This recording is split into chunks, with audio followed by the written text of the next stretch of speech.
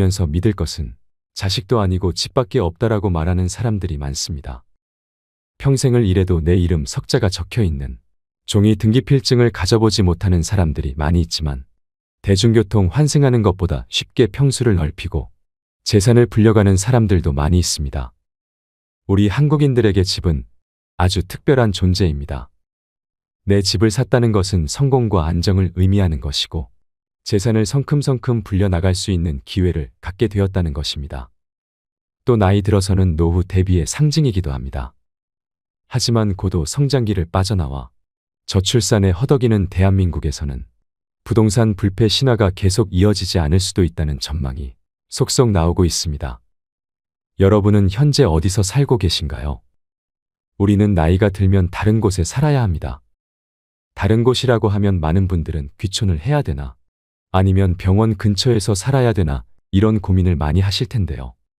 대한민국 시니어들은 은퇴 이후 어디에서 사는 것을 희망할까요?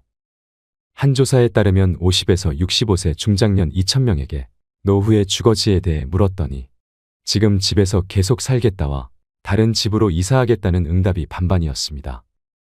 많은 분들이 은퇴 이후 넓고 탁 트인 정원에서 반려동물과 뛰노는 한적한 시골 생활 또는 도심 속 문화시설이 가득한 곳에서의 여유로운 도시 생활을 꿈꾸기도 하는데요. 이미 그런 집에서 살고 계신 분도 또는 주거지 이동을 고민 중인 분도 계실 텐데요. 보통 사람이 중년에서 노년으로 넘어가는 시점에는 이사를 한 번 간다고 합니다.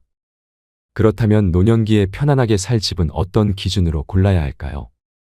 그래서 오늘은 건강하고 편안한 노후 주거지 선택을 위해 반드시 고려해야 할 7가지에 대해 말씀드리겠습니다. 오늘의 영상을 보시고 과연 나의 노후 생활을 풍요롭게 하는 생의 마지막 집으로 무엇이 좋을지 함께 고민해 보시는 시간이 되셨으면 좋겠습니다. 바로 시작하겠습니다. 노후에 살기 좋은 집 첫 번째는 최소 10평 미만의 집은 피해라입니다. 실제로 60대 이후에는 자녀들을 모두 출가시키고 부부 또는 혼자 사는 시니어들이 많습니다. 이때 무조건 작은 집으로 가야겠다는 생각에 10평 미만의 집을 선택하는 경우도 있는데요. 보통 정부에서 지원하는 실버 임대주택의 경우에도 전용 8평에서 10평 정도가 많고 오피스텔의 경우에도 10평이 채 안 되는 곳이 많습니다. 하지만 나이가 들면 너무 좁은 집에는 살 수 없습니다. 여기서 좁은 집이라고 하는 것은 10평 미만을 이야기하는 것인데요. 10평이라는 것이 사람이 자기가 원하는 물건을 놓고 정신적 안정감을 추구하기에 최소 조건이며 흔히 말하는 복지적 공간이라고도 합니다. 그래서 노후에 가장 좋은 주거 형태는 18평에서 20평대의 소형 평수이면서 쇼핑, 의료, 취미, 오락까지 모두 가까운 거리에서 해결할 수 있는 주거 형태가 가장 좋습니다. 자식이나 손자 손녀들이 와서 자고 가기라도 하면 큰 집이 좋은 거 아니냐고 말씀하시는 분도 있습니다. 하지만 요즘은 명절이나 집안 행사 때 자식들이 찾아오더라도 대부분은 친정이나 시댁에서 자고 가는 일이 별로 없지요. 보통의 자식들은 와서 식사만 같이 하고 개인 스케줄을 보기 바쁩니다. 시대가 이렇게 많이 변했다는 것을 아시고 잘 결정해야 후회하지 않습니다. 자식들이 그래도 이날만큼은 하루쯤 자고 가겠거니 기대하지 마시고 정말 나의 노후에 부담되지 않는 집으로 잘 선택하시는 게 중요하겠죠. 두 번째는 복지관 근처로 가라입니다. 나중에는 어디에서 가장 많은 시간을 보내게 될까요? 바로 복지관입니다. 그 이유는 복지관 안에는 교육과 돌봄이 있습니다. 그뿐만 아니라 먹는 것까지 해결이 됩니다. 좋은 영양사도 있고 밥도 비싸지 않고 거기다가 각종 양질의 교육들이 너무 많습니다. 자원봉사할 것들도 있어 보람도 느낄 수 있습니다. 평소 외부 활동에 제약이 있던 노인들을 위한 몸을 움직이는 라인댄스, 사교댄스와 오카리나 하모니카 등 악기 배우기, 외국어 공부, 미술, 치매 예방 강의 등 양질의 교육으로 노년의 삶의 질 상승에 긍정적인 영향을 미치고 있는데요.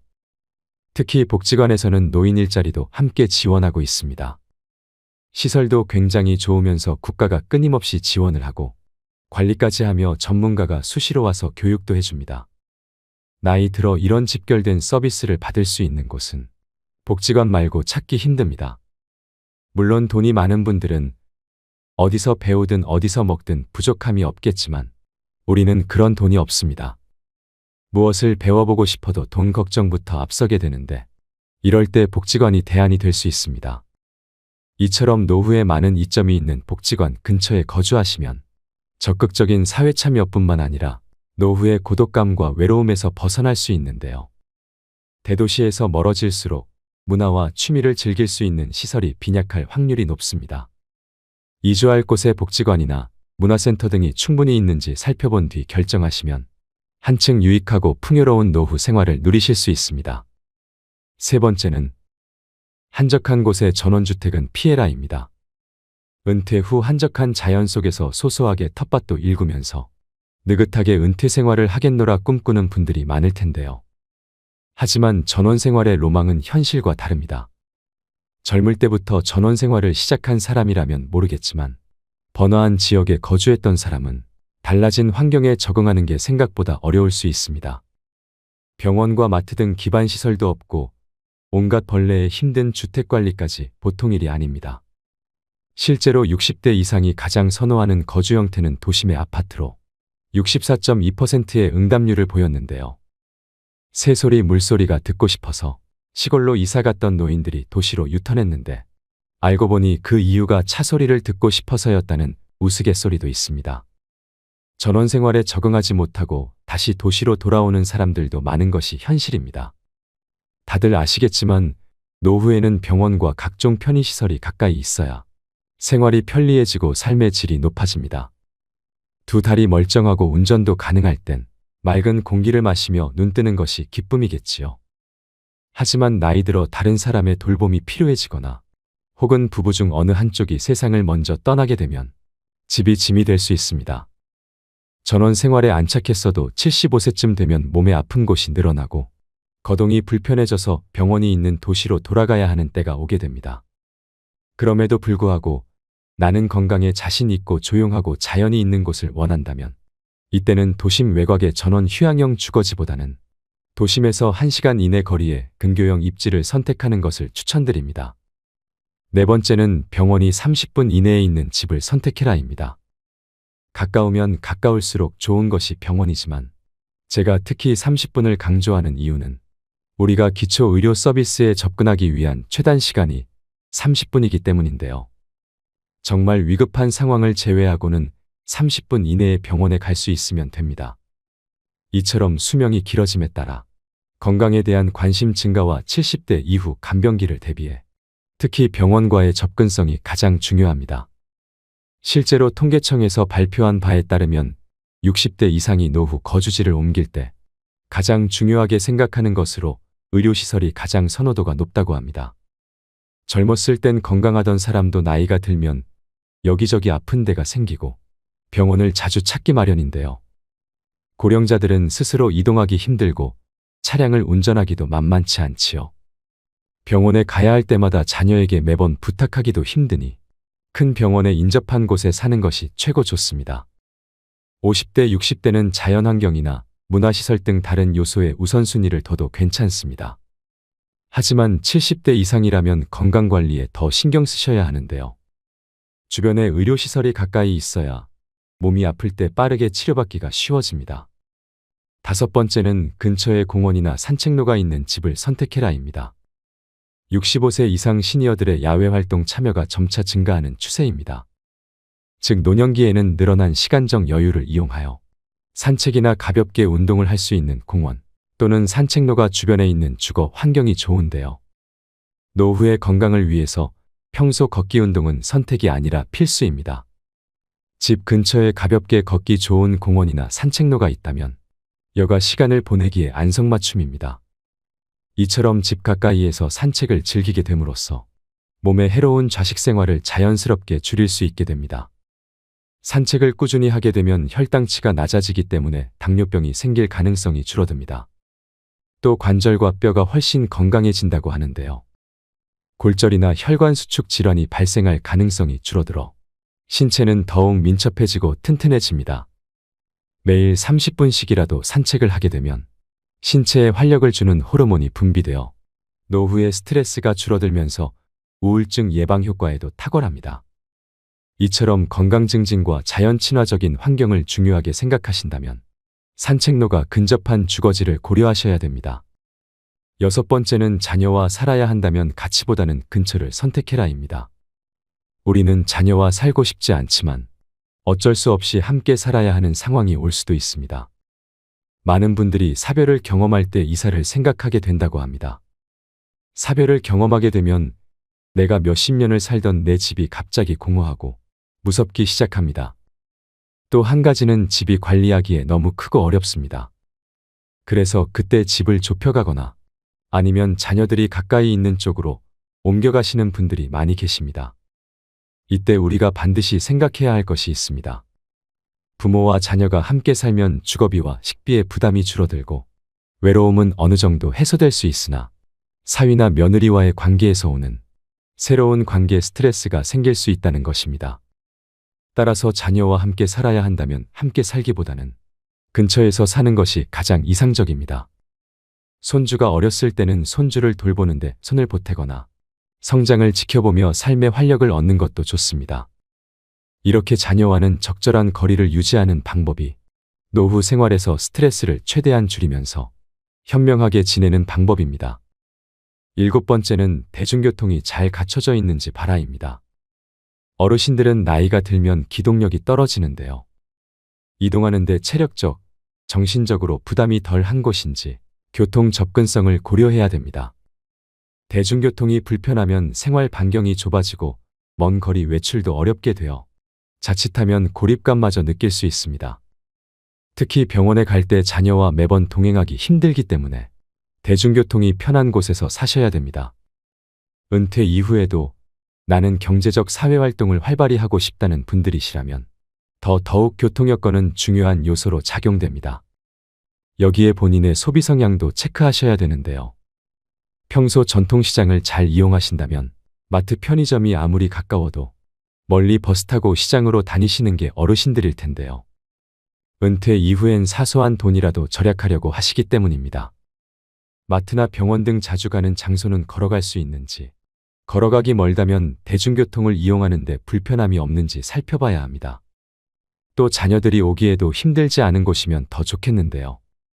가뜩이나 먹고 살기 바빠 자주 볼 수가 없는데 오는 길이 험하거나 멀다면 더 발길이 쉽게 떨어지지 않겠지요. 결국 지하철 등 교통망이 잘 갖춰진 곳에 주거지가 있어야 합니다. 여덟 번째는 유지비용을 따져봐라입니다. 노후 거주지 선택에는 비용 역시 빼놓을 수 없는 요소인데요. 노후에 소득은 줄어드는데 의료비, 생활비 등 돈 쓸 곳은 많아집니다. 노후에 살 지역을 정할 때뿐 아니라 아파트, 단독주택 등 주거 유형을 정할 때에도 비용을 고려해야 합니다. 물가가 너무 비싼 지역이나 관리비가 많이 들어가는 주상복합 등은 피하는 게 좋습니다. 또 청소나 보수 등 유지하는 데 손이 많이 가는 주거 유형은 되도록 배제하는 것이 유리합니다. 또 노후에 자택을 매각한다면 얼마나 받을 수 있는지 금액을 미리 파악해둬야 합니다. 더 나이가 들어서 돌봄 시설에 입소하게 되면 그 비용을 집을 판 돈으로 충당할 가능성이 높기 때문인데요. 내 자식을 키우기 좋았던 크고 널찍한 그 집을 급매로 팔지 않기 위해서라도 미리 노후용 집으로 이사해 두길 권해드립니다. 비용적인 문제로 발생하는 또 다른 대안은 공공임대주택 입주인데요. 재산이 집에 다 몰려있는 시니어의 경우에는 노후 생활비 마련에 큰 어려움을 겪을 수 있기 때문에 목돈을 집에 묶어두는 것보다는 공공임대주택에 들어가셔서 사는 것이 더 지혜로운 선택일 수도 있습니다. 오늘은 현명한 노후 주거지 선택을 위한 조건 8가지에 대해 알려드렸습니다. 초고령 사회인 일본이 고독사로 골머리를 앓고 있지만 한 아파트 단지는 지난 12년 동안 고독사가 한 건도 발생하지 않아서 대안으로 주목받고 있습니다. 4천여 명이 거주하고 있는 이 조그만 아파트 단지에는 꽃꽂이, 서예 등 주민 스스로 만든 소모임이 180여 개에 이르고 그래서 이 아파트 단지에는 1년 내내 각종 행사가 끊이질 않습니다. 아파트 관리도 주민 스스로 맡아서 하는데 이는 거주하는 노년층의 수입이 되기도 합니다. 또 단지는 인적 네트워크를 촘촘히 구성해서 서로의 일상을 챙겨줍니다. 이 사례로 얻을 수 있는 교훈은 어쩌면 나이 들어서는 주변 사람들과 교류하며 서로를 챙겨줄 수 있는 곳에 살아야 한다는 것입니다. 덩그러니 한적한 전원주택은 더욱 신중해야 할 일입니다. 그럼에도 불구하고 한적한 전원 생활을 꼭 해보고 싶으시다면 전원주택을 짓거나 구매하지 마시고 월세 내며 먼저 살아보시기를 추천드립니다. 다른 노후 전문가들도 그렇게 얘기합니다.